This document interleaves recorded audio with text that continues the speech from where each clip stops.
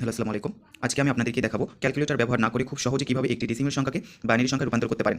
এই জন্য প্রথমে আমি এখানে 16 ডেসিমেল সংখ্যা নিয়েছি এবং এর জন্য আমি এটা বাইনারি করার জন্য এখান থেকে 1 2 4 8 16 অর্থাৎ প্রথমে 1 তারপরে 2 2 4 4 4 8 এটা হচ্ছে 16 পর্যন্ত নিলাম। আপনি চাইলে এখানে 32 নিতে পারেন, কিন্তু আমার এত দরকার নেই। এবার আমাকে দেখতে হবে যে এই যে 16 আমাদেরকে এর মধ্যে কোন কোন সংখ্যা যোগ করলে 16 হচ্ছে। আমরা এখানে দেখতে পাচ্ছি যে 16 কিন্তু যোগ করলে আমার এখানে 16 কিন্তু 16 হয়ে যাচ্ছে।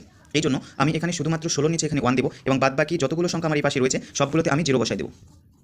তাহলে দেখুন এটা আমার কিন্তু বাইনারি হয়ে গেল।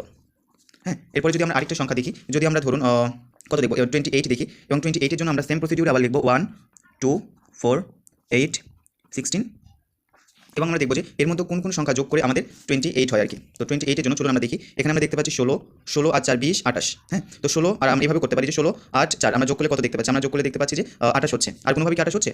না, হচ্ছে না। তাহলে হলো 8 4 আমরা জাস্ট 16 1 1 অর্থাৎ যেইগুলো সংখ্যা যোগ করে আমার 28 হয়েছে শুধুমাত্র সেই সংখ্যাগুলো নিচে আমরা 1 বসাবো বা 1 বসাবো এবং বাদ বাকি যতগুলো আছে সবগুলোতে আমরা 0 বসাই দেবো। তাহলে আমার হয়ে গেল বাইনারি 1 1 1 0 0।